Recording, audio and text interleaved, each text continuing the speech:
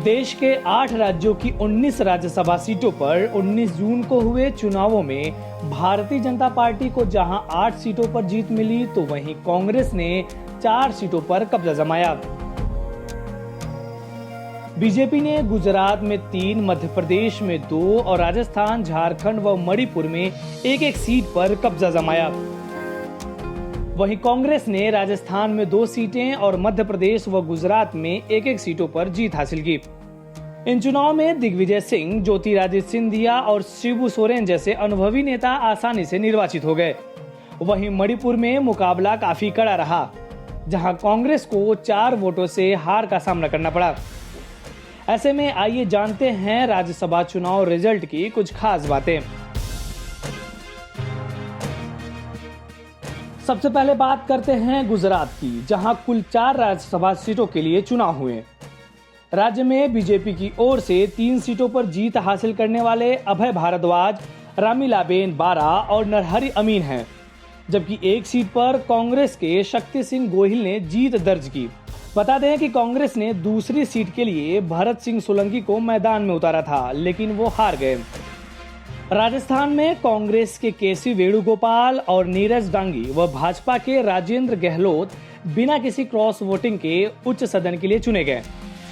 भाजपा ने ओंकार सिंह लखावत के रूप में दूसरा उम्मीदवार भी उतारा था, लेकिन वो हार गए। इसके साथ ही राजस्थान से राज्यसभा में कांग्रेस पार्टी की संख्या 3 हो गई है, जबकि कुल 10 में से अन्य 7 भाजपा सदस्य हैं। मध्य प्रदेश में ज्योतिरादित्य सिंधिया और सुमेर सिंह सोलंकी भाजपा के टिकट पर चुने गए थे, जबकि कांग्रेस से दिग्विजय सिंह ने जीत दर्ज की। कांग्रेस दलित नेता फूल सिंह बैरिया को दूसरे उम्मीदवार के रूप में उतारा गया था, जो चुनाव हार गए। वहीं समाजवादी पार्टी के विधायक राजेश शुक्ला को उनकी पार्टी ने भाजपा को वोट देने के कारण निष्कासित कर दिया। आंध्र प्रदेश में सत्तारूढ़ वाईएसआर कांग्रेस ने उम्मीद के मुताबिक राज्यसभा की 4 सीटों पर जीत हासिल कर ली। वाईएसआर से उप मुख्यमंत्री पिल्ली सुभाष चंद्र बोस, मंत्री मोपी देवी, वेंकट रमन, उद्योगपति परिमल नाथवानी और रियल एस्टेट कारोबारी अयोध्या रामी रेड्डी विजयी रहे। सभी को 38 वोट मिले। मणिपुर में राज्यसभा की एक सीट के लिए हुआ चुनाव राजनीतिक घटनाक्रम से भरा रहा। चुनाव में भाजपा उम्मीदवार लिसेम्बा सानोजाओबा ने जीत हासिल की। उन्होंने कांग्रेस के उम्मीदवार टी मांगी बाबू को हराकर चुनाव जीता। सानाजाओबा को 28 वोट मिले, जबकि बाबू को 24 वोट मिले।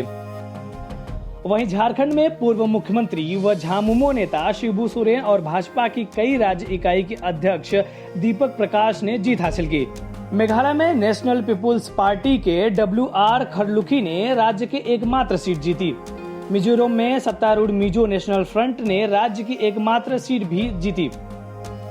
बता दें कि गुजरात और आंध्र प्रदेश की 4 सीटों पर, मध्य प्रदेश और राजस्थान से 3-3, झारखंड से 2 और पूर्वोत्तर राज्यों में मेघालय और मणिपुर और मिजोरम में एक सीट पर चुनाव हुए थे।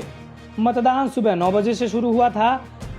चुनाव में सबसे कड़ी टक्कर गुजरात में 1 सीट पर, 1 राजस्थान में और 1 मध्य प्रदेश की सीट पर थी। 2 राज्यों गुजरात और राजस्थान में कांग्रेस ने बीजेपी पर अपने विधायकों को खरीदने के प्रयासों का आरोप लगाया। राजस्थान में ये नाटक गुजरात से अधिक था, जहां भाजपा ने 3 साल पहले कांग्रेस के वरिष्ठ नेता अहमद पटेल की सीट को हथियाने के लिए एक लड़ाई लड़ी थी, लेकिन मामूली अंतर से चूक गई थी। शुक्रवार के मतदान से पहले एनडीए के पास 245 राज्यसभा सीटों में से 91, कांग्रेस के नेतृत्व वाली यूपीए में 61 सीटें थी। अन्य विपक्षी दलों और गैर गठबंधन दलों के पास 68 सीटें थीं। इस वीडियो में फिलहाल इतना ही। आप अपने सवाल और सुझाव हमें कमेंट करके बताइए। बाकी देश और दुनिया की ताज़ा तरीन खबरों की अपडेट के लिए हमारे चैनल लोकमत हिंदी को सब्सक्राइब कर लीजिए। अगर आप ये वीडियो फेसबुक पर देख रहे हैं तो हमारे पेज को लाइक और फॉलो कर लीजिए।